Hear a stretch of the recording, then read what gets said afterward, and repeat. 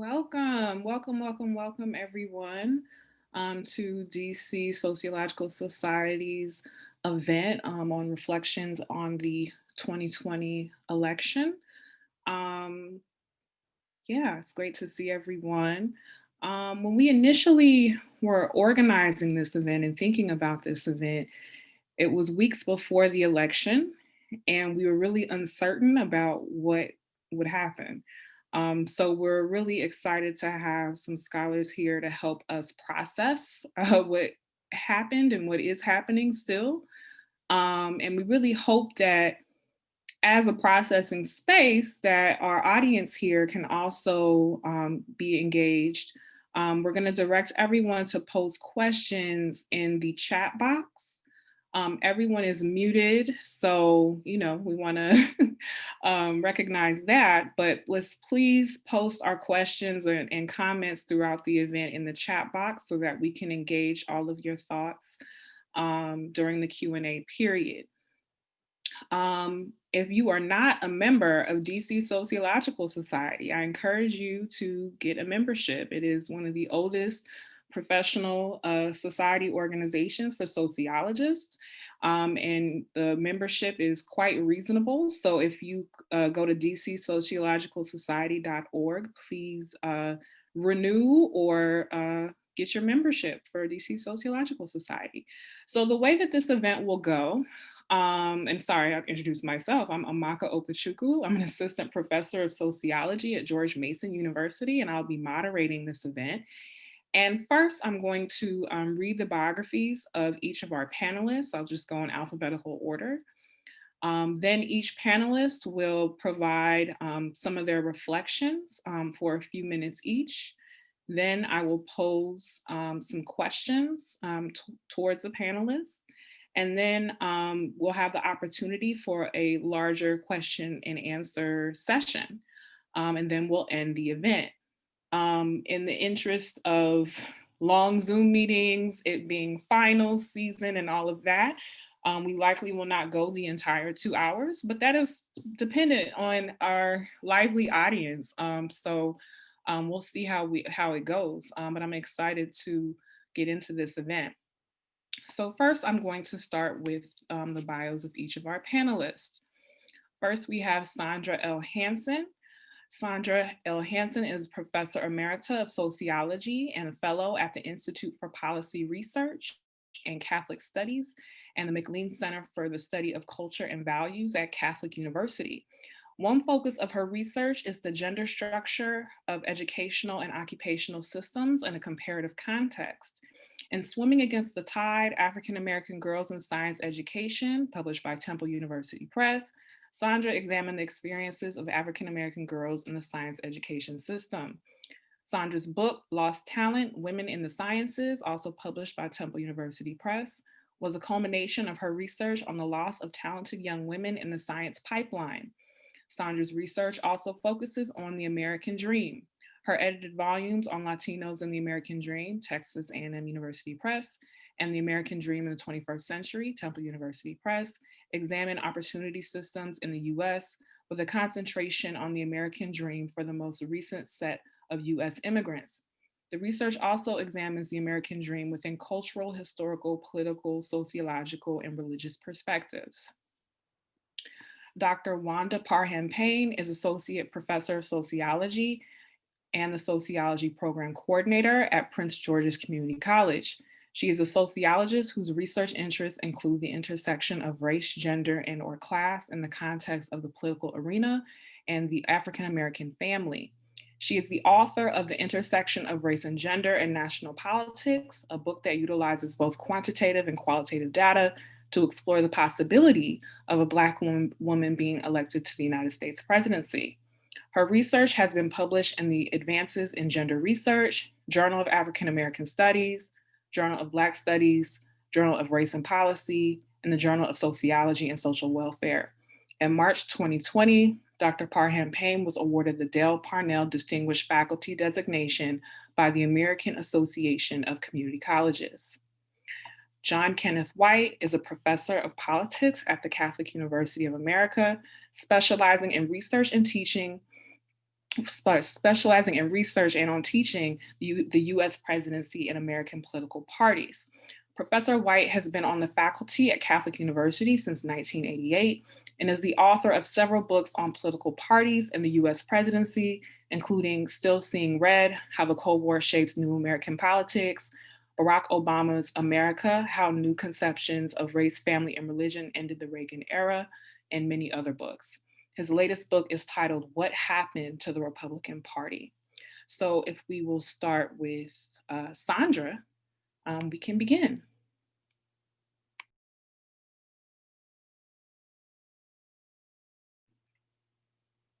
Sandra, you can need to unmute yourself.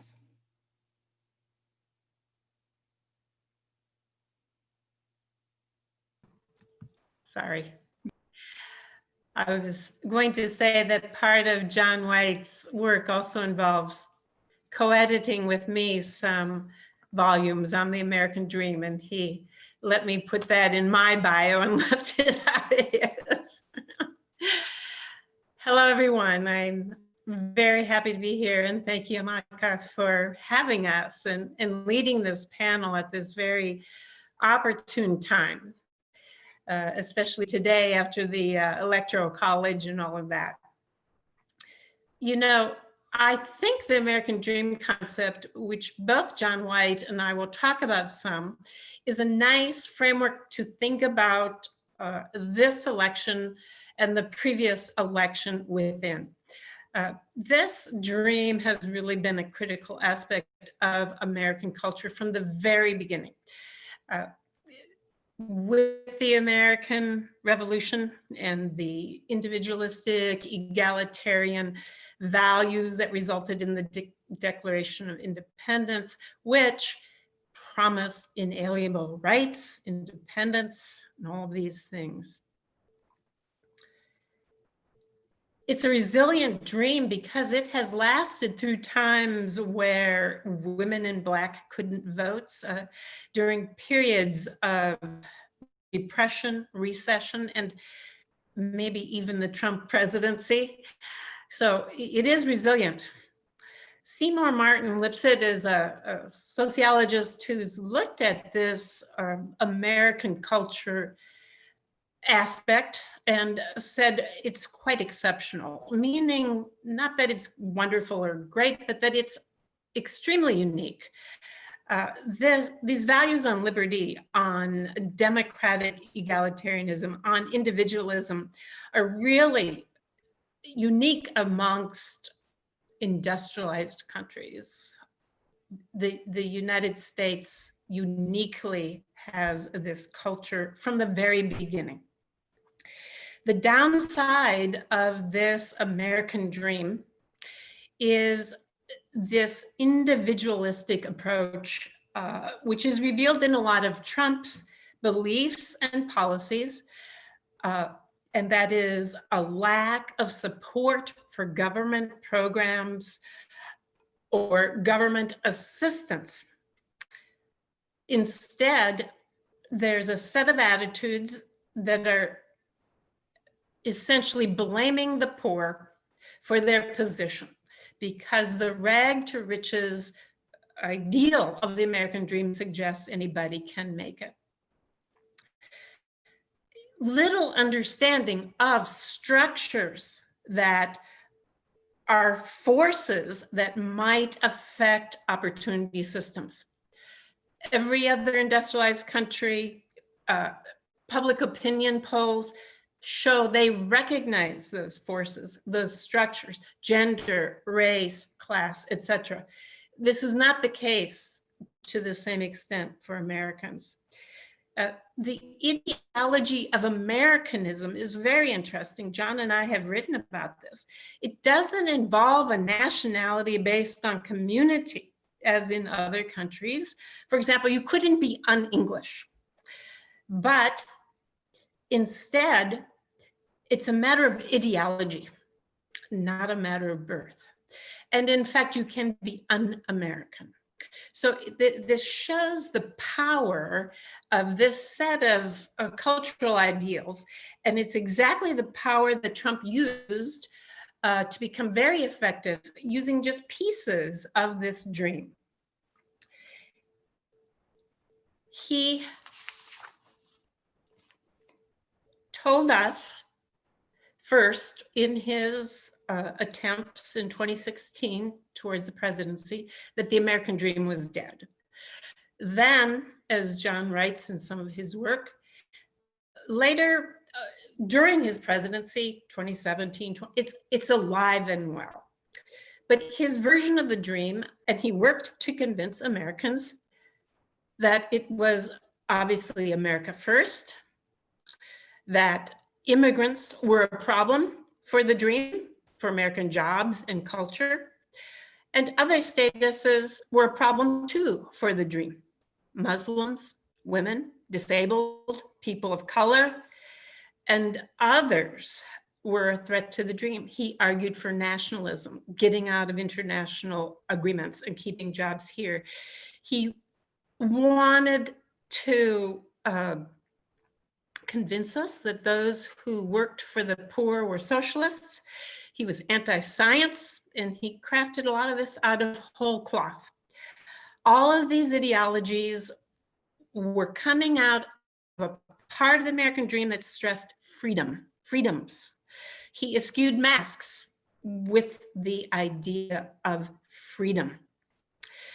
In spite of Trump's claims about the American dream being alive and well, we see amongst Americans now and during his presidency, they're not so sure. 82% said there's some problem with economic inequality in the US. 57% said this government gets a D or an F in addressing the issue of economic inequality. And 86% said even if people work hard, the system is rigged for the wealthy.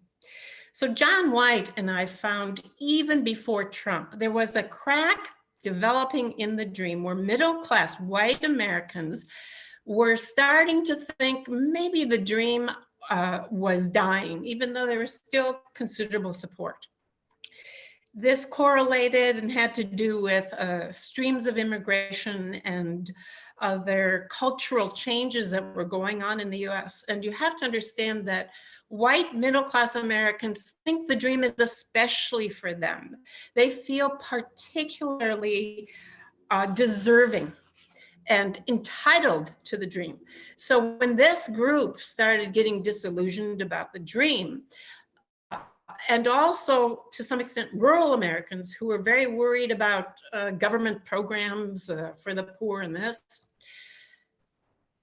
we can see that Trump could find an audience, that he could find an audience in this group of people that were becoming disillusioned. Now, amongst minorities, there's much more hope for the dream. We have found our book on Latinos, the highest hope for the dream in the US is Latinos, and yet they are economically amongst the lowest. They're higher than Native African Americans and higher than whites on the thought that they can get ahead if they work hard enough. About 60% of them voted for Trump in the recent election, and 90% of Blacks who came out in unprecedented numbers and cemented Biden's win. So you can see that there were people out there, not the white Americans who were feeling cheated, but minorities especially, that were feeling that Trump's dream didn't match with theirs. We really have the highest poverty rate of any country, and it's not because we have more lazy people, which is what Trump and others would suggest, but it's because we're the only one without a socialized system, without family policy and all of that. Lack of achievement is guaranteed because of structures that we have set up. So it's good that the positive aspects of the dream, hope, optimism, getting ahead, but it's a dangerous dream in that some can create rhetoric and successful presidential platforms that rely on hate and fear of large groups of Americans and a large part of the American dream, the part of the American dream that talks about equality of opportunity. You can't take some parts of the dream, the rags to riches, without others, the equality for all. It's a package deal. And a majority of Americans felt the same way when they went to the polls recently. Trump didn't promote the American dream. He stole the American dream, and Americans want it back. And they put faith in Biden to do that. And I know that in concluding on that sentence, I think that John White actually picks up from there in giving us some more detail in what went on in these recent elections. Thank you, Sandra. Next, I guess we can jump to John actually, since Sandra has provided a way for him in. So John, if you could begin your remarks. Well, thank you. And I thank Sandra Hanson for inviting me, and I appreciate your tolerating the presence of a political scientist talking about this election. I do want to pick up on what Sandra had to say, but let me start this way. First, your timing of the panel is exquisite since we have the Electoral College result now official. And yet, this election had something for everyone. So Joe Biden won more popular votes than any contender in history, 81 million. And his share of the popular vote was larger than any incumbent, any challenger rather, to an incumbent president since Franklin Roosevelt in 1932. But Donald Trump won the second largest vote share, 74 million. Democrats won the popular vote for the seventh time in 8 presidential elections. But the Republicans lost 0 seats in the House of Representatives this year, and they may retain control of the Senate. We don't know that yet. We're waiting on Georgia.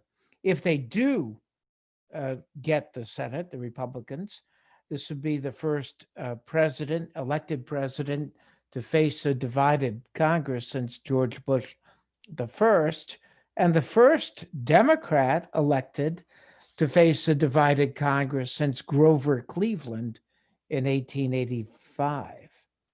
You had Biden winning large majorities of white-collar, college-educated metropolitan suburbs. They were a linchpin of the Republican Party, really throughout the New Deal and into the 1960s, 70s, and 80s. But middle-class Joe from Scranton could not dislodge the newfound Republican loyalties of non-college educated white blue-collar voters who were once the bedrock of the New Deal coalition. Good news for Democrats: Colorado and Virginia, solid Democratic states, but Iowa and Ohio solidified their Republican support.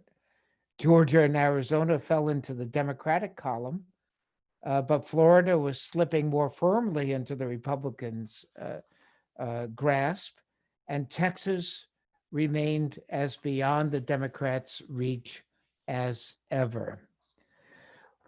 What we have emerging here is 2 coalitions, really. One is a coalition of transformation, which is the Democratic Party. And that is a party that is dominated by persons of color. By the way, minorities that will be majorities by the middle of this century at least, or at the latest. It's a secular party. Church attendance continues to decline. And the Republicans are a coalition of restoration. dominated by evangelicals and the white working class, a white identity party, if you will. The Republicans basically are romanticizing the past, a past that may never did not really exist, with the promise to make America great again, with all of the cultural mores of the 1950s and 60s, which are long since past. Um, and what we have going on here, I think, is interesting because Democrats have relied for a long time on identity politics to guide them to an emerging majority. Um, so if you're African American, you vote Democratic. If you're Hispanic, you vote Democratic. If you're female, particularly female college educated suburban, Democrat, and so forth. And I think what's interesting about this is that we learned that this year, while that has a certain power to it in certain places and is not to be dismissed, identity politics is not enough. That the party has to speak to issues. It has to consistently reach out to these voters and not take them for granted. A good example of that, of course, is Miami-Dade County in Florida, which helped to cost Biden the state of Florida. Hillary won it by 30 points. Biden won it by 7. The socialist argument presented by Donald Trump had residents there, but it's more than that. It's that the Republican Party there is organized, and speaks consistently to these voters.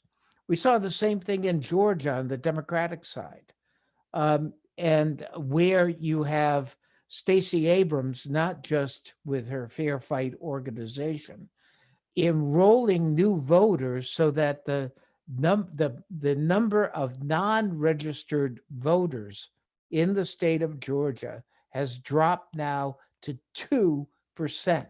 2, largely because of the efforts that she has made from 2018 to the present. But it's not simply registering them, it's speaking to them consistently. Identity politics is not enough, and demographic change is slow. What Trump did was to turn out more white non-college educated voters than certainly the pollsters would have anticipated, for sure. And one of the interesting things about this is that when we look at this, we also are seeing the stratification of the country into bubbles, if you will, bubbles where we get information that tends to ratify what we already know. Public Opinion Strategies ran a poll the night of the election, and they identified hidden Trump voters, which are 19% of the total. And what's interesting about that is when they talk to them, they ask them why they refused to tell their friends and neighbors that they were voting for Donald Trump. Here are some of the answers. I have a lot of liberal friends. They get angry. They have anger issues when it comes to politics. Oh my God, I can't believe you're voting for him. What's wrong with you? Oh, he committed fraud. He's a racist, homophobic. Or another. Prior to Trump, you could talk to people about politics without flipping them out. Or another. I had 3 friends unfriend me on Facebook. Or another. I get called a white supremacist and a racist, so I kept it to myself so I wouldn't have to hear those words. And finally, I had neighbors say they would like to kill all Trump supporters. These were people with whom I got along really well. what's interesting in all of this, I think, is that as we get into our bubbles, right, we are losing our sense, I think, the of the American dream.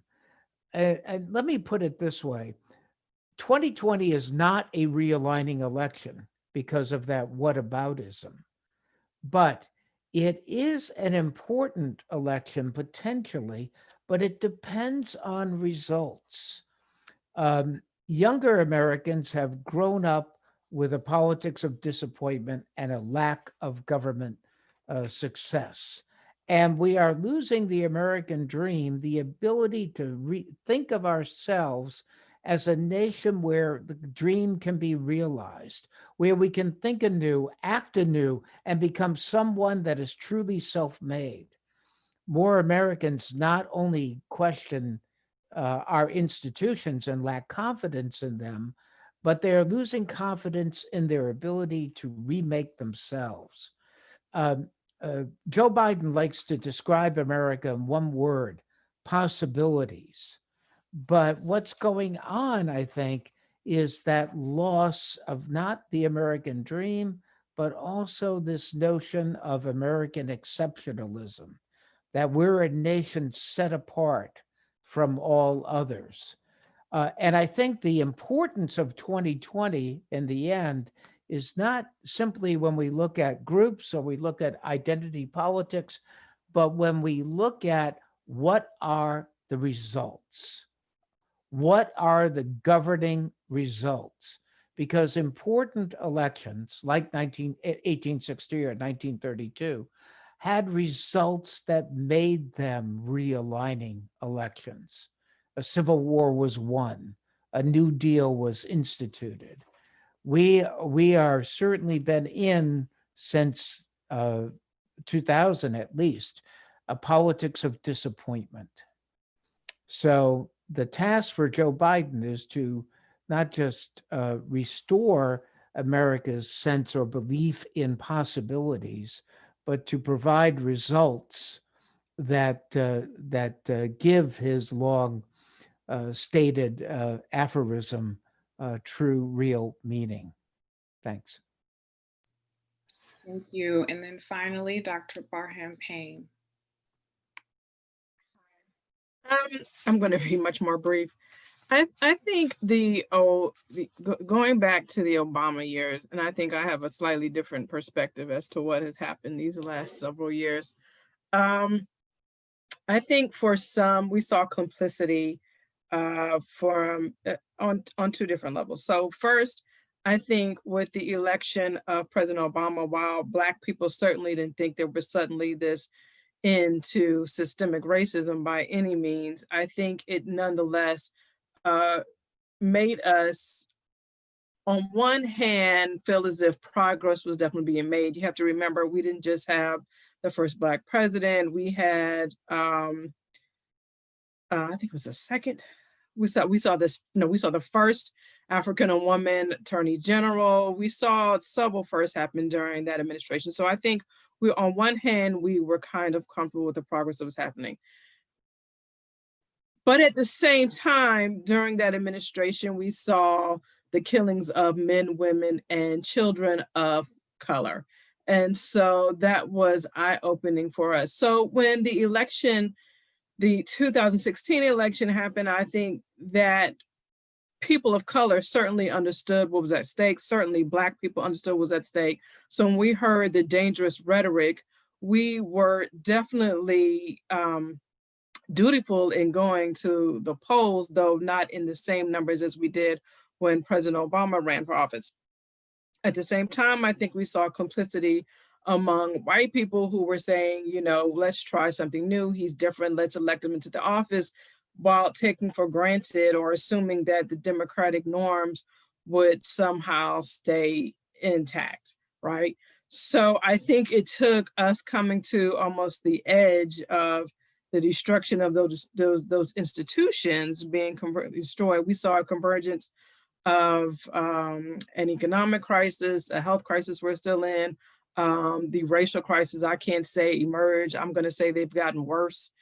And so I think that is what that revelation, or the revelation of those schisms, is really what helped people to realize what was at stake, right? So it obviously took a collective effort amongst all of these groups to bring us to where we are now. And where we are now, on one hand, I think, clearly people were excited to see that there is some change happening. Now, is this change going to sustain, or we're going to see real change? Of course, that is definitely the question.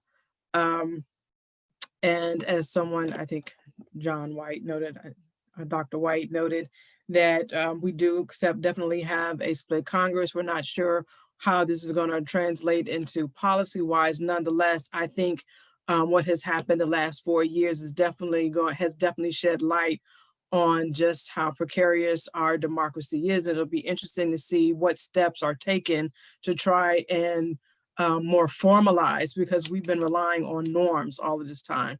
So it'll be interesting to see if those norms are some way codified, so that we don't have a repeat of the last 4 years and almost go down the drain of autocracy.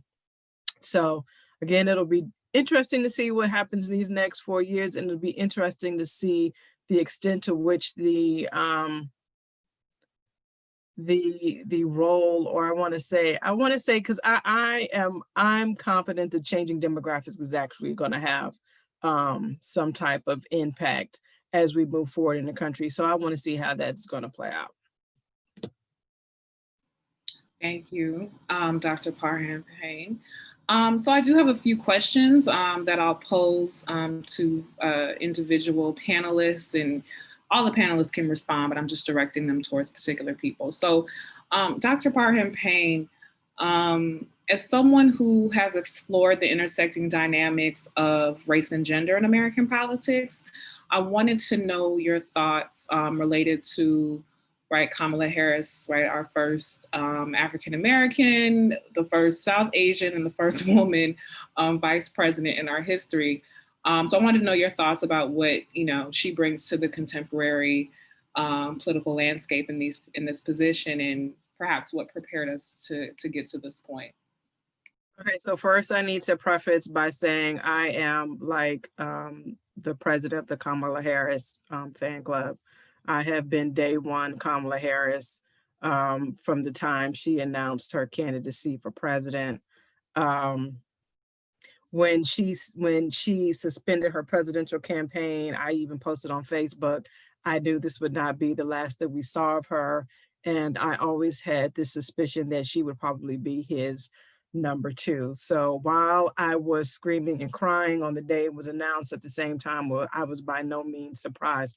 What does she bring to the ticket? I think she's definitely, it goes without a doubt. She is, of course, we know, highly competent. She's quick on her feet. She's cool under fire. As a woman of color, she can certainly speak to the lived experiences that many people are going through right now. I mean, as I said, that we are, as a country, we're going through some,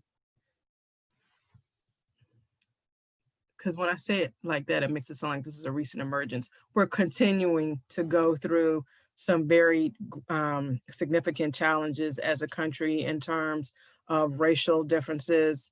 And I think as someone who has walked in the shoes, as someone who has lived, a lot of people don't assume that, when she first announced her candidacy, particularly on Twitter, a lot of people downplayed her quote unquote authenticity as a person of color. But this is a woman who was born and grew up in Oakland, California. This is a woman who went to protest with her parents. This is a woman who went to Howard University as a graduate of Howard University. I can assure you she is, has been baptized, so to speak, in the history of racial injustice in this country.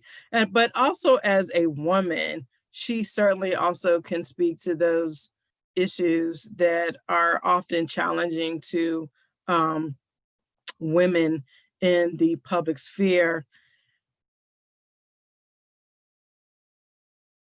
I was going to go off on another tangent, but I'm going to leave it right there. So I think she definitely brings a lot to the table in terms of someone who can speak from a gender standpoint, someone who can speak to a women's from a person as a person of color.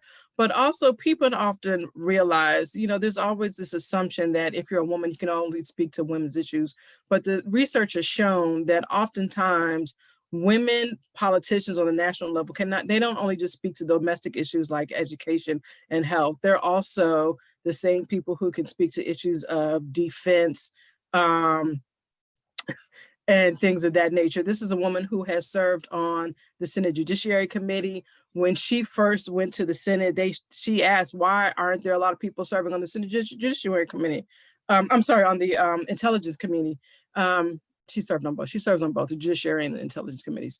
Why aren't there more people serving on the Intelligence Committee? Because they said, well, the Intelligence Committee, what happens there a lot of times are confidential. So therefore, you don't get the chance to shine in the spotlight and get those sound bites that people are often looking for in the news. But she knew that she had the background to be able, as someone with a legal background, to be able to ask the right questions and to really probe and get into the heart of the matter. So she also brings that to the table as someone who is well steeped, very knowledgeable in the field of intelligence. She can certainly speak to issues of foreign policy. I mean, she's the total package. So I'm going to stop now as her biggest fan. Thank you. The next question is for Dr. White. So you have a book that speaks to the transformation of the Republican Party. And so I wanted to know your sense of both how the Democratic and Republican parties have shifted over the past 4 years, or maybe 4 to 6 years, and what you think it means for moving forward into the next administration. Even picking up on something that you said during your remarks, I'm thinking that while there might be a critique of identity politics as it's functioning or not functioning in the Democratic Party, I think that the argument probably could be made that the right is also using a kind of identity politics that just centers whiteness in particular ways, right? So I'm curious, stepping back from that, sort of your estimation of how these transformations have functioned in relationship to both parties. Yeah, so let me try to be brief, but on the Republicans, briefly, I think what happened is that this was a party that was badly beaten during the 1930s and 40s. After all, they lost the presidency in 5 straight presidential elections. I like to tell my students, well, imagine if a party lost 5 straight presidential elections, and then think how old you'll be when the other party gets in. What happened, I think, to them is that in a lot of ways, Ronald Reagan built the Republican Party and helped to transform it. Of course, some of that goes back to Barry Goldwater, but Ronald Reagan is now an historical figure. And he's a historical figure that Democrats, including Speaker Pelosi, like to quote. Speaker Pelosi is fond of quoting Reagan when it comes to immigration, for example. But as a figure passes into history, whether it be Franklin Roosevelt, Ronald Reagan, their parties become vulnerable. And what happened to the Republicans is that they began to lack ideas. What does conservatism mean in the 21st century? This is something, by the way, there was a lot of ferment in the intellectual think tanks here in Washington in the late 70s, 1980, when Reagan was running. You think of AEI, Cato, Heritage, and so forth. All of that has really gone by the boards. So the Republican Party was ripe for a takeover by Donald Trump. The establishment had become weakened and weakened and weakened, and the grievances within the electorate, particularly among white non-college especially more rural voters. Again, the bedrock of Roosevelt's New Deal coalition, Trump spoke to them. And Trump understood both the party weakness and the discontent that the Tea Party had begun to exploit in 2010. I think so I think that's kind of where they are. For the Democrats, yes, identity politics matters, but I think something else was really important and not that well understood in 2020. It's Barack Obama's party. It it was Barack Obama's party. That is a primary reason why Joe Biden was nominated for president.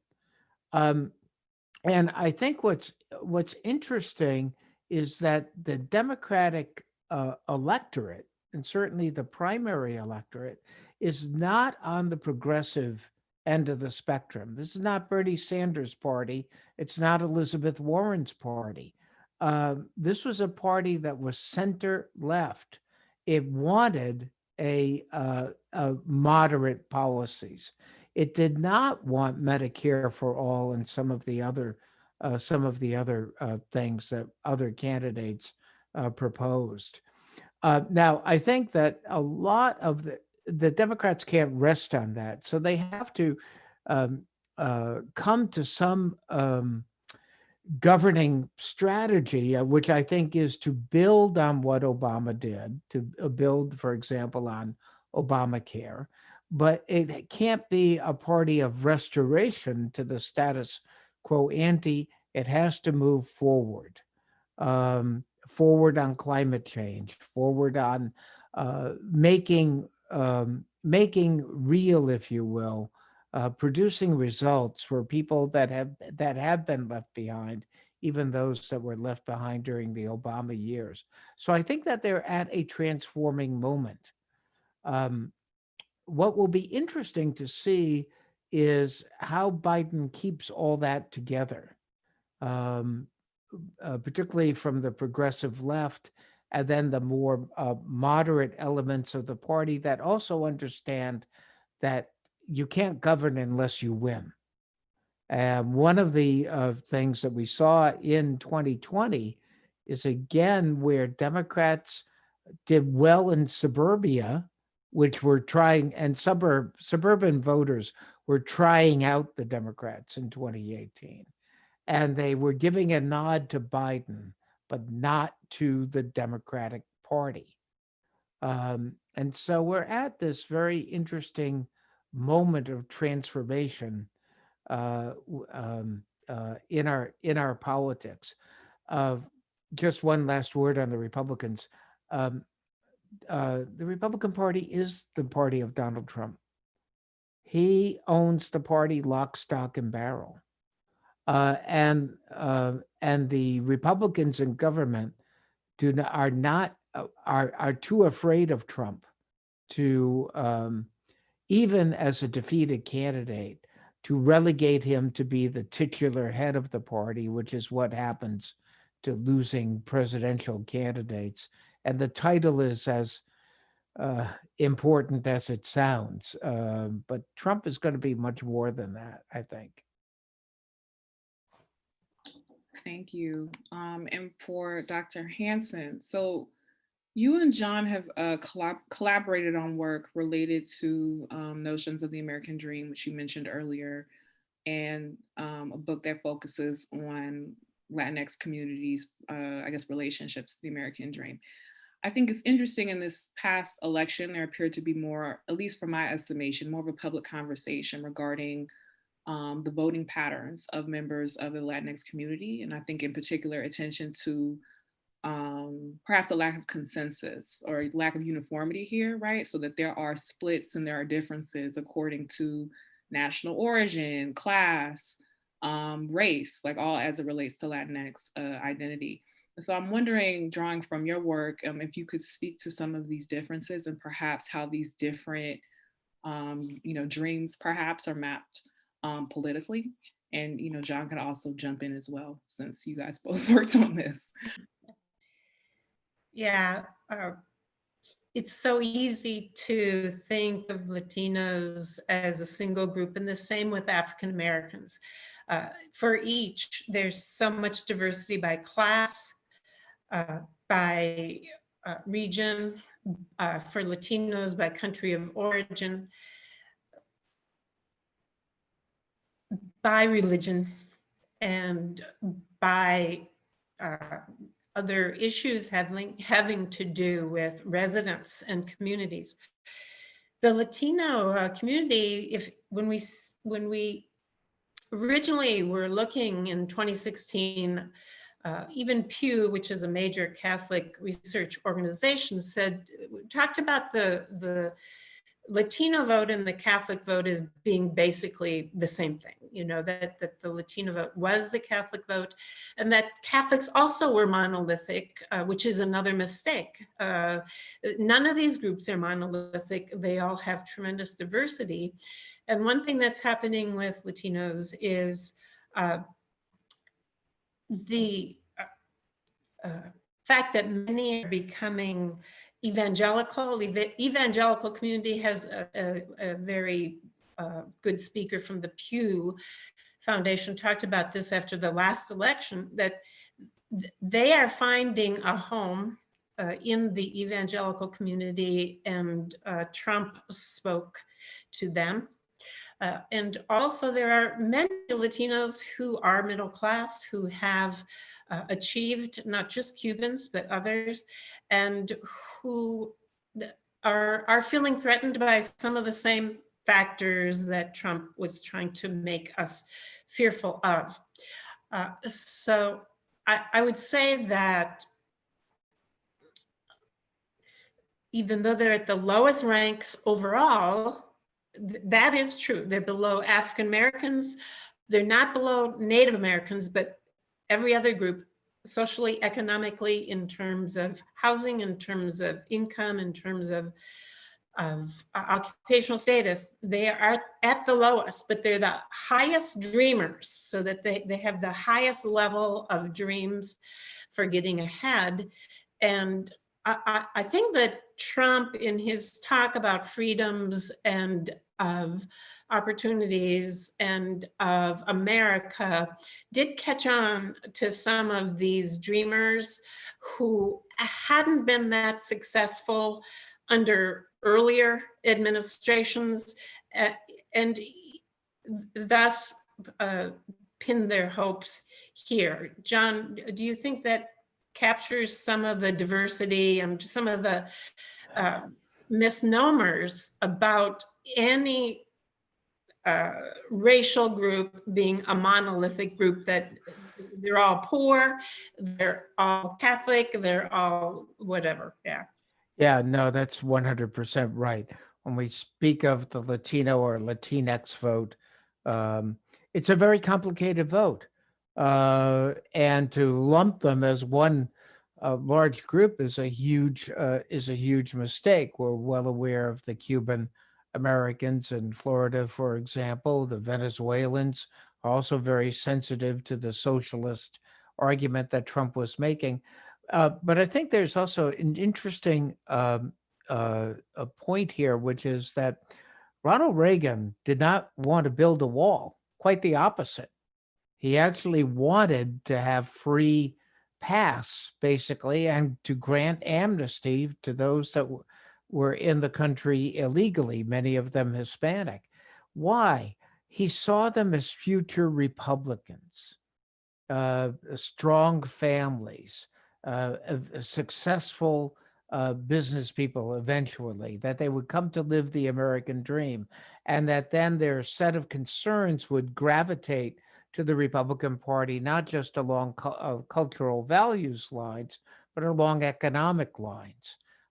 Trump, of course, threw that out the window and said, these people are a threat, they're not American. They almost kind of buying into the Huntington argument that these that the Hispanic immigrants can't be real Americans because they have dual citizenship, and so on and so forth. A widely discredited argument, I should add. So I do think that when we look at some of the finer points of 2020, I mean, I mentioned the Miami-Dade area, but along the Texas border, Trump carried counties that no Republican had ever carried. Counties that were close to El Paso and so forth, that one would think he couldn't possibly win. So while Biden was doing spectacularly well in the Houston suburbs and Dallas and so on and so forth, and racking up large margins in those places, he was being stymied at the border. When we look at New Mexico, Arizona, that's a different type of Latino vote. And that has also been, I think, very much a reaction to, and California for that matter. And those three states, very much the Latinos were driven into the Democratic Party by actions in government. So Governor Pete Wilson back in the 90s saying, we're not going to provide any state assistance to illegal immigrants. The governor of Arizona with her papers law saying, show your police can stop you and you have to show your papers to prove that you're in the country legally. That legacy basically, I think, continues in those places and has moved the entire Southwest. This gets to the regionalism argument, much more into the Democratic column. So here's an interesting fact. That's for the first time since 1941, if you take Colorado, New Mexico, Arizona, and I guess, and California, but I think I've got these states right. All 8 senators are Democrats. That says something about where that part of the country is moving. Can I just, sorry to jump in here and conclude our answer here. I should have mentioned that Latinos as Catholics, the ones that are Catholics, it's still a majority, are conservative Catholics, and they are not Francis Catholics, and they are not Biden Catholics. Trump got them over on the pro-life issue, a very important issue for a lot of Latinos. So I just want to mention that as something that played out in the election as well. And I should have gotten this right. It's Arizona, Colorado, Nevada, and New Mexico. Those are the 4 states. Thank you. So I have a few, but I'll probably just pose one more question to all of you and then move into Q&A with our audience.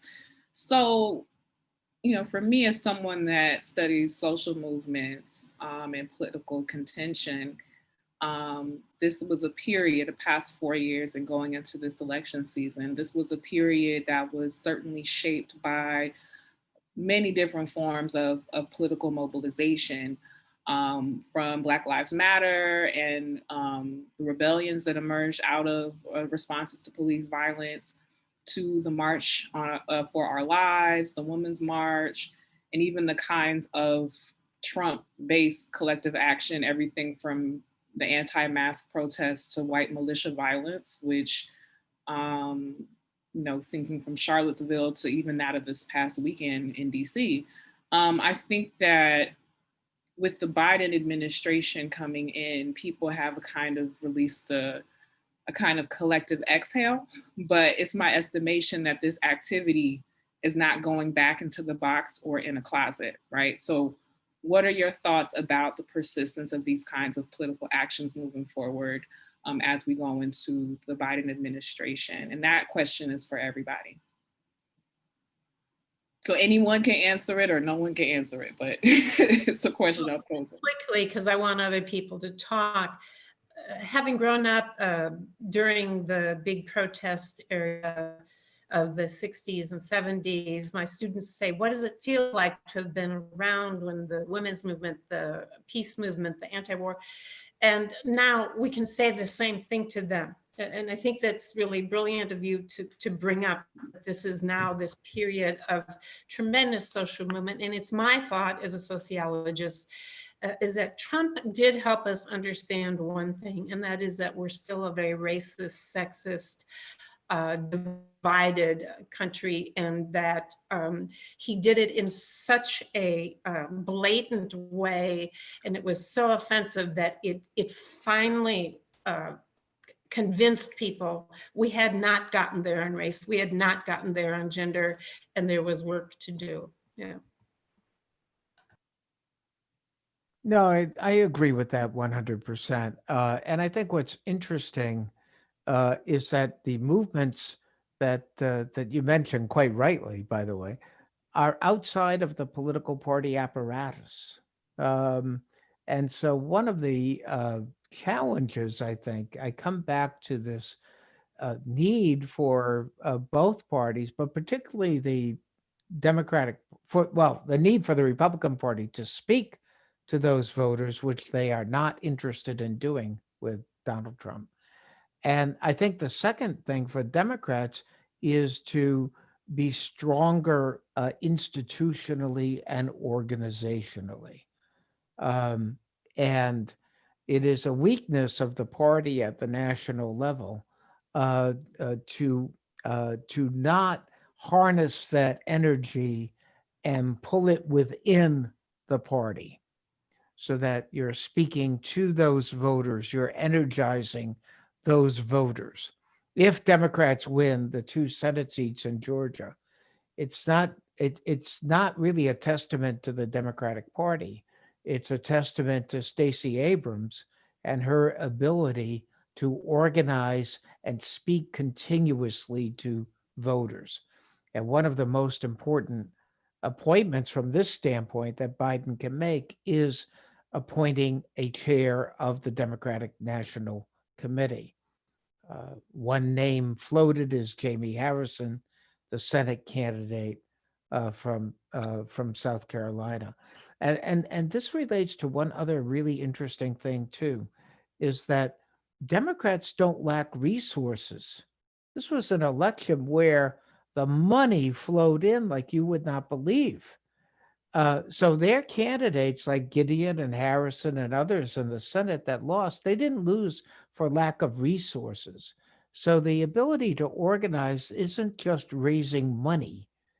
That is obviously not enough. It involves action, not action and dollars. Right. I mean, that actually, there was a question that was sent to me ahead of time, and that that you just answered it, so I don't even need to pose it, but it was related to the amount of fundraising that was done in places like Kentucky and South Carolina, and yet, elections were still, Lindsey Graham and McConnell kept their seats, right? Even with the fundraising outmatching on them on those ends. Dr. Parham-Payne, do you have any responses to that previous question? I mean, certainly the movements are going to continue. As I said, it's not as if, these disparities or these injustices just arose during the last 4 years. In fact, I have to slightly depart from John when he says, definitely this is the Republican Party, is Trump's party, but the Republican Party has always had this undercurrent of racism that he just kind of seized, right? He just made it comfortable for racists to come out of the closet. He just made it more comfortable for a lot of Republicans to just kind of say, oh, finally, I'm at home. I can, really say what I'm thinking. Now, that's not to say all Republicans, there were some Republicans who finally could not, or that it went too far to the point that not even they could live with it, right? That's why we now have the Lincoln Project. And they even admitted, yeah, maybe we turned a blind eye one too many times to the racism that was already existent in the country. So I think the movements are definitely going to continue. I think that current, and well, I say current, I'm just trying to speak into existence. I'm already on January 20th. The incoming administration will just make it more comfortable for people to feel okay with exercising their First Amendment rights rather than being demonized for exercising their First Amendment rights as they were during the current administration. And I'm definitely, I believe we're still going to see some movements from the right wing. They're still going to say, you know, Trumpism isn't going to die tomorrow, so they will have their own movements that we'll still see. And I think that'll just continue to be this reciprocating or this back and forth movement between the rights wing and the left wing of society. Okay, so thank you, everyone. I'm going to jump into questions posed from the audience. I'm going to jump around a bit. So Brittany Gatewood asks, and maybe, I don't know, everyone can answer these, so I won't direct them to anyone particular. I've heard much criticism about the past policies or politics of Biden and Harris, especially how their policies and practices, state and national, in the criminal justice system have been detrimental to Black, Indigenous, and people of color. They do not appeal to many Black, Indigenous people of color, but they were a better alternative than the current administration. How do you think this will affect their future? So I guess Biden's future administration and the Democratic Party that has a large Black, Indigenous, and people of color base.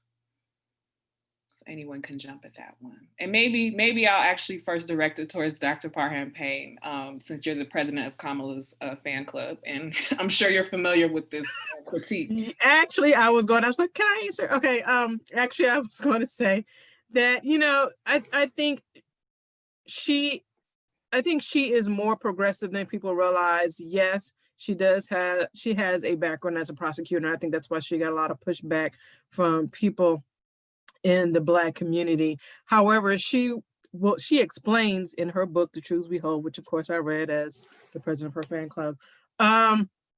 She went into that role as prosecutor because she saw that as, for example, anytime you have to fight the enemy, so a lot of times you have to go into the enemy's camp. And so I think she saw her way as trying to create change within the system as becoming a prosecutor. And in her book, she talks about on her first day on the job, there was someone who had been arrested for some petty crime. He was being held and he needed his bail hearing to be held immediately, or he was going to lose his job if he did not have his bail hearing. They pushed it back. So on her first day there, she went and asked another fellow member from the DA's office, can we please switch? I have somebody who needs to get out immediately or they're going to lose their job. So while she is a prosecutor, while she was a prosecutor, she was definitely a prosecutor with some kind of compassion. And when she was in her role as, I believe, district attorney, she actually implemented a program to help people who had been arrested to try and find some way to secure their high school diploma. And it was such a hit that the Obama administration actually wanted to deploy it on a national level, but they never get a chance to. So I think she's going to appeal. While I think her background as a prosecutor is definitely going to appeal to those people who are in law enforcement and things of that nature, but still, again, remember, she is a person of color. She is a woman. She is someone who understands the issues of people of color and people belonging to historically marginalized communities. So I think, and because she encompasses or she understands the experiences of both sides, we're going to be able to make some progress. Now, do I think it's going to be a revolutionary change overnight? No, but I definitely think we're going to see some progress. Any of the other panelists? I can move on to the next question as well. Okay, so Yoku asks, we know that opinion polling is tricky. There's a social desirability effect. So can we ever trust political opinion polling? Should we discard it? How about the role of the media? How do we contain media outlets that promote false political narratives? So I think these are two separate questions in a way. And I think this polling question also connects to the past election. So when Trump was first elected and there was great discrepancy with what was, the polling and what actually happened. So does anyone have any thoughts about that? Well, let me try to jump in on that. The response rate now for most polls is about 7%. And what we saw in 2016 was the national polls actually in 2016 were pretty close to the overall national result, but the state polling was terrible. And we saw more terrible state polls this time. We've had problems with exit polling because, of course, now we have more mail-in voting and so forth. So I think we have to cast a really skeptical eye on the polls, and it's an industry that is in a lot of trouble. And one of the obvious problems they have is identifying Trump voters, getting them to speak, and because this election, Democrats were much more willing to answer polling questions. A good example, I think, is Wisconsin, where the state poll showed Biden winning the state by 10. He won it by less than one, for example. Now, so the the problem for the industry, I think, is how then do you devise and weight a sample accordingly that will reflect what the mood is out there. And I think there's one other thing that's going on. The media tends to over-report polls so that the polls become the story. And there hasn't been as much attention as I think needs to be paid to shoe leather, that is actually getting out and talking to voters. Probably one of the best people that wears out shoes pretty easily is a guy named Tim Alberta, who writes for Politico, who just goes out and talks to voters. And I'm seeing less reporting now post-election on polling as opposed to here's the story, here's our latest poll, and that becomes the center of all the attention. I think the question of the media is really interesting too, just to jump on that really quickly, because we have these bubbles. And I think the bubbles are going to proliferate because you've got the Trump people basically saying, well, let's go to OAN, let's go to Newsmax. We can't trust Fox anymore. You have Democrats that will watch MSNBC, particularly at night, because they want their views ratified. And so I think we're seeing more and more segmentation on social media with Parler and Twitter. And, I think it's a very, very hard thing. One thing I do think we might see is greater regulation of social media. It's rather ridiculous that if I put an ad out on television, it has to meet certain standards and comply with certain laws, such as I'm John White and I approve this message, which is part of McCain-Feingold. But if I say something on Twitter, there's no standard whatsoever, or Facebook, or anything else. And it's the Wild West out on social media now. Julie Anderson asks, in the past two elections, non-college educated whites did not vote for Democrats. Do you think it is a failure of the Democratic Party to articulate a hopeful message for those who may be left behind by lack of education? So that's a question. I might add even on that, kind of the other side of that is, then why is Trump why is that hopeful? On the other end, I'm actually practicing great restraint as a moderator right now. I have lots of opinions about many things that have been said tonight, but yeah, so anyone can answer that question. Do you think it's a failure of the Democratic Party to articulate a hopeful message for those who may be left behind by lack of education? Can I go back to the statistical basis of polls?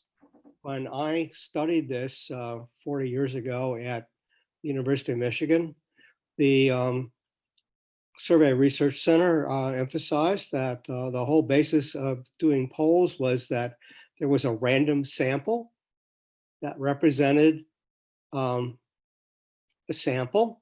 And if you drew it randomly, there was a statistical distribution of random samples. And so you therefore could identify what the mean of that distribution was and the variance of it. And basically, back in the 30s, it was established that quota samples were worthless. Well, what we have today now is basically quota samples. And when a polling outfit says they only get 7% out of 100,000 people to answer their poll, it's no longer a random sample and the statistics no longer apply. So I think basically polling has no social science basis anymore because they don't have random samples. And I don't think they can get them because of back in the day, we would do random samples of households and go from door to door to these households. And you had to go back repeatedly until you got an interview at the household. Now that people are basically meeting a quota, doing phone interviews until you find enough people who meet this type of person or this type, but those type of people that answer those aren't necessarily representative. So I think the statistical basis of doing surveys has been undermined and it's over. Well, I agree with that 100%. I'd add, I guess, a couple of, there was one particular poll that really stood out at the end, and that was the Ann Selzer poll in Iowa, which actually correctly predicted Trump's 8-point win in the state and Joni Ernst's comfortable reelection. One of the things that that came out of that discussion, where every other poll was just the opposite, and the Seltzer polls are also short. The questions are quite direct, and one of the problems with the polling industry, I think, also is that their questionnaires are just too long. So the ability to complete an interview is a whole problem. And Okay. I just, sorry, Amaka, we didn't get to Julie's question, and it's a really good one. I hope other people have something to say, but I want to speculate that Republicans have scared these non-college educated whites into thinking that their dream, their jobs, their culture is being stolen by immigrants and by people of color and by various other minorities. And that's why they have been attracted to Republicans.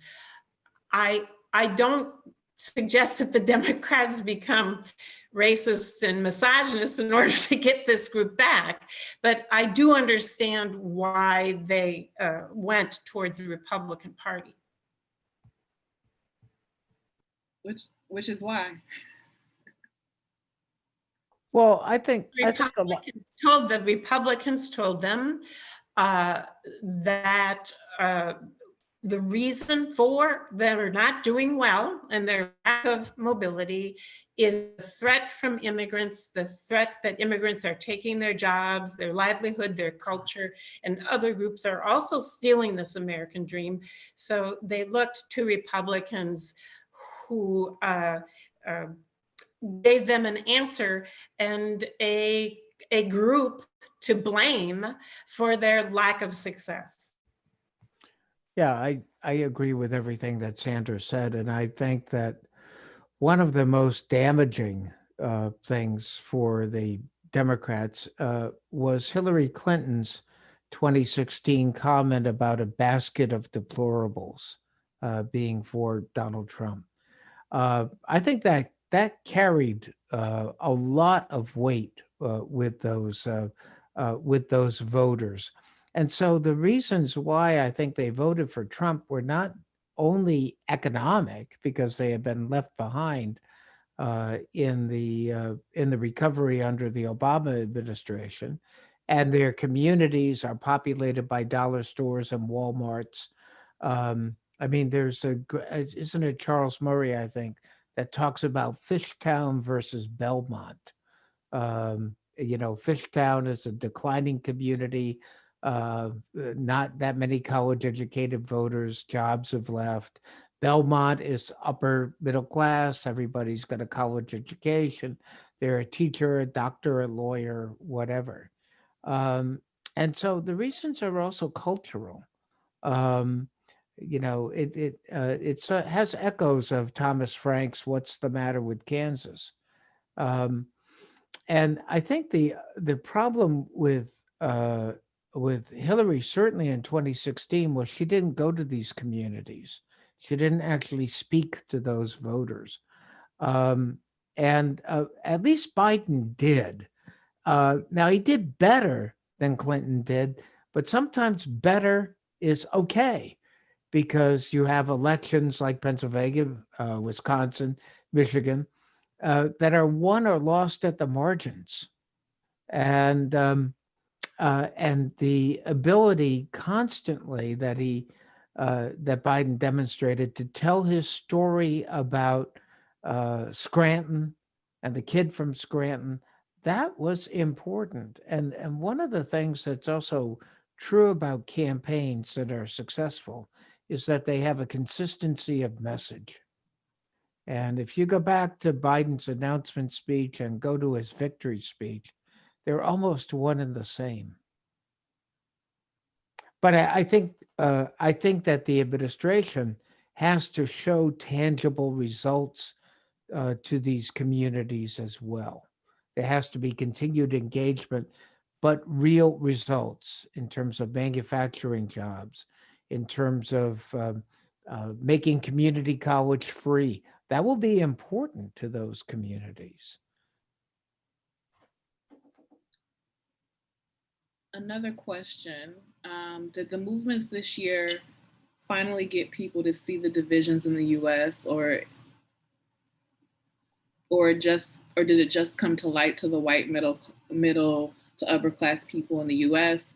How does white privilege and or guilt play into the election due to the summer uprisings? And Brittany, is Brittany still in here? No, I think she left. I was gonna ask her to provide some context, but Well, I think that Biden made the comment over and over again that I think is actually accurate, which is the pandemic, the killing of George Floyd and others, basically kind of ripped the scab off, and I think exposed um, people to the inequities that were there in American life, and those inequities, by the way, and that feeling of, well, what was it back in the 2000s? It's we're the 99% who are the 1%. Um, and I think Bernie Sanders in 2016 particularly capitalized on those economic inequalities, but I think they were heightened, particularly during the pandemic, because who's being laid off? Um, uh, and so I think I think I think that is something to consider. okay. I have another question, and I don't know. I mean, we may end soon because I feel like a lot of the answers here are answering questions that have not yet been been posed, so that I don't find the need to be repetitive. But one question that I have related to essentially, moving forward, right? How do we move forward? And I think about moving forward with a vocal part of the electorate believing that this election has been stolen, right? What do you think that means for the Biden administration's ability to govern over the next 4 years? I mean, I guess it's become clear that democratic institutions have at least ensured that Biden will come into office at this point. Um, I think the last straw was probably today, right, with the electoral college decisions. But yeah, what are people's thoughts about how, you know, like as mentioned before, Trumpism is not going into the closet, is still here. So Right. what are your thoughts about, and this is to any of the panelists, what are your thoughts about moving forward with this element still very much a part of our political landscape? I don't mean to jump in. I'm happy to defer. It's trouble. It is. We have broken a norm that cannot be simply put back in the bottle. And so, even though we question the polls, we have overwhelming numbers of Trump supporters that say that Biden's election was not legitimate. And this is an attack, a full frontal attack on our democracy. And it's not only from the Trump voters, but it is also remarkably from Republicans in government. It's not simply the mere refusal to recognize Biden as the president-elect, but the fact that their refusal lends additional credence to the legitimacy point. While we've been talking, Biden has given a national address on this point, the day the Electoral College has voted to try to again say that our democracy worked, that that his election is legitimate, and so forth. Tell me when a winning presidential candidate has had to give an address after the Electoral College has voted uh, to to reinforce the legitimacy of his governance. And it makes everything so much harder. What do you think, Amaka? Are you know, I know you're the moderator, but I'd be curious to hear your answer to your question. Well, I do think that it poses sort of serious problems in terms of thinking about how to move forward. I think that, you know, some of what has come up in the conversation today in relating to sort of Biden and a way forward and thinking about what the composition of the Democratic Party is, it being really center, and thinking about different audiences or, you know, potential, basically how to best engage a base and how to grow a base. And I think that the Democratic Party is honestly very lost right now in that effort, trying to figure out a direction. I think they've done a lot to alienate younger voters, and they've done a lot to alienate sort of progressive voters that are voting in the party, you know, as a means of harm reduction really at this point. But and so I do think that the Democratic Party is kind of lost in that regard. And I don't think that that kind of instability and then having this sort of outside element of a lack of confidence in the Biden presidency, I think is potentially a recipe for disaster in regards to, you know, how Biden chooses to handle that. I don't have a sense of, you know, it seems thus far that he's sort of going, you know, making sure that he's very center, very moderate. He's doing very, you know, he doesn't want to ruffle feathers. He wants to try to attract as many sort of working class white voters as possible. This is what it seems to me to be his strategy.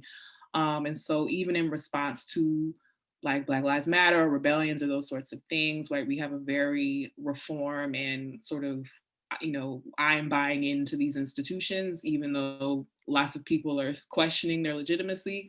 And so I see that as happening, but I don't quite know what it looks like for both people in elected office, as well as a large, a vocal percentage of the electorate publicly sort of denouncing Biden and not buying into it. I don't know what that looks like. And I don't know if I don't think we have a precedent for it either in regards to understanding how to move forward with that. So I'm curious about it. Those are my brief thoughts about that. Okay, well, let's see, any other responses to that question? I think we're basically coming to an end. There's a question about the Electoral College here, which is a very specific question for folks that are interested in that, whether, here's one. Does the progressive movement, particularly as led by Bernie Sanders, have a good record of addressing the intersections of race and class directly? And why does Bernie Sanders continue to do so poorly among Black voters nationwide?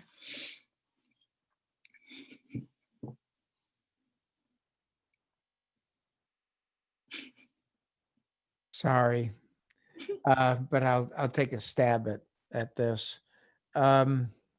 First, yeah, look,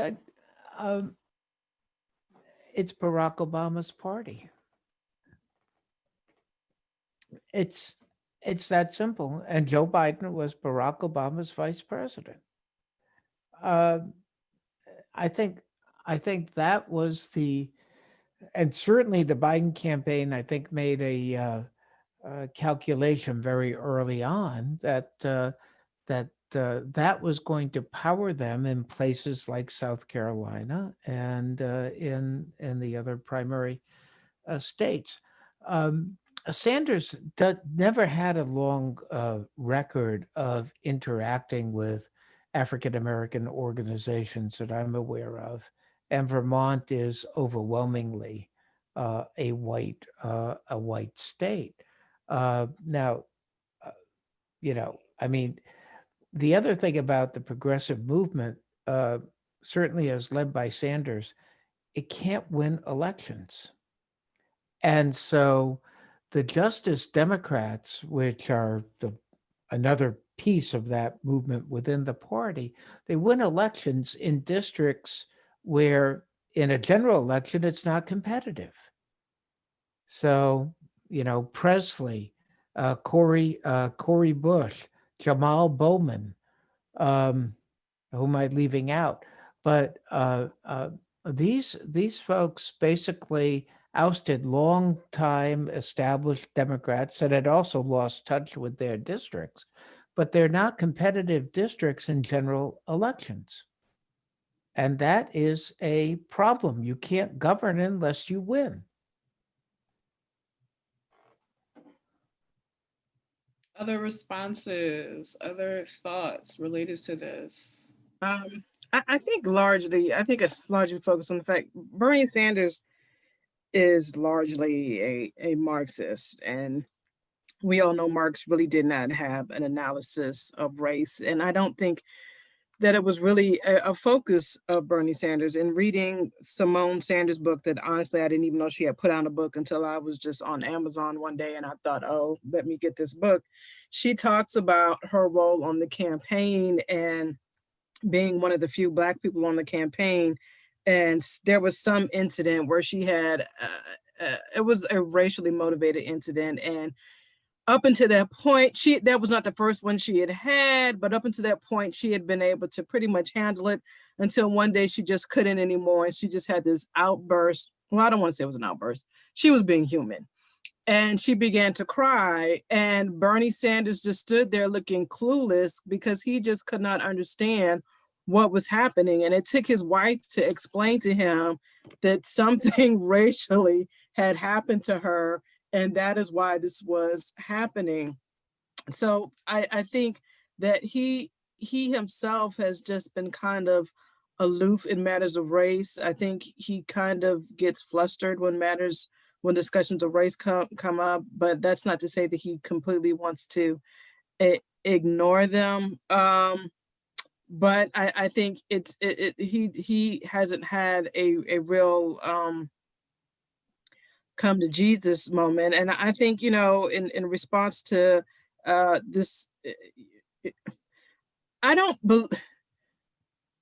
I think Joe Biden has had a long history with the Black community. Has he had his missteps? Definitely, he has acknowledged them. But I think, to John's point, the reason I don't think it's not just because it's Obama's party, but his inclusion of Kamala Harris, obviously, not just for representational purposes, brought a lot of Black people on. You have to remember, speaking, Kamala Harris, aside from the fact that she went to Howard, she is a member of one of the, she's a member of an organization that belongs to the National Hellenic Council, Pan-Hellenic Council, colloquially known as the Divine Nine or the D9. And the day that it was announced that she was on the ticket, there was this flurry on social media. It was almost this organic movement. It was very seamless, where it was just decided that, and I had to, in the interest of full disclosure, say that I do belong to one of those organizations. It was just decided, okay, she's on this ticket, so we're going to come together, we're going to unify. And you have to remember that these organizations were founded between the years of 1908, well, 8 of the 9 were founded between the years of 1908 and 1922, during a time of significant political and economic struggle among Black people. And so it's just innate in their founding that mobilizing resources in order for community uplift is just a part of what they do.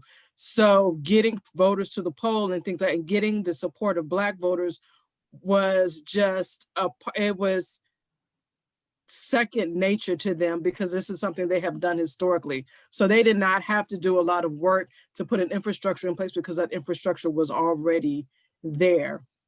And which is why, again, to John's point, why there was such this great fundraising, because on the day he announced, you saw, and one of the people on the Biden campaign said he saw seeing all of these donations being made in the total of 1908, 1913, 1922, 1915. And it was all because these were all the years that these different organizations were founded. And I remember, again, looking at Facebook when people were saying, okay, this is what we're going to do. Or if you went to an HBCU, not necessarily Howard, donate in the year that your HBCU was founded, as someone, because she went to an HBCU. So I think that because she had this great attachment, again, to the community, this is why they were able to pull in all of these voters, because it was already there. This wasn't something that had to be fostered. Thank you. I think that, just to briefly address this, I think that the progressive movement does have a decent track record of engaging race and class. I don't think that I don't see Bernie Sanders as a leader of that, though. I do think that folks like Alexandria Ocasio-Cortez and the Squad and other folks have emerged as really the leaders of this progressive element in the Democratic Party. And I think it's probably false to keep going back to Bernie Sanders as the standard bearer there, especially with younger people in the party. And those are folks that are bringing, younger voters and folks like that attention into the party and trying to pass progressive policy. Okay, so I think we've come to an end. I'd like to thank all 3 of our panelists for taking the time. I know, again, this is not the best time in the semester. We have a grade to do. We have a lot going on with the holidays, but I really appreciate everyone taking the time to tune in. Thank you, Amaka. You did a great job.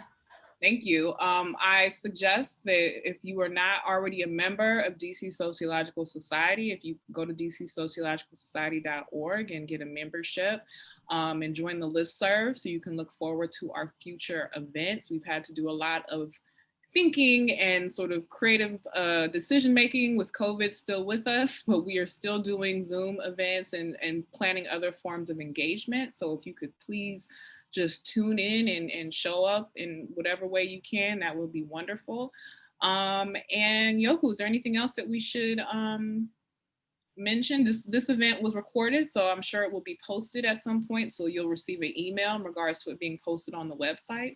But other than that, thank you everyone who attended, and thank you all panelists for taking the time. Thank you so much. Thank you. Have a great night, everyone. Thank you. Thank you. Thank you.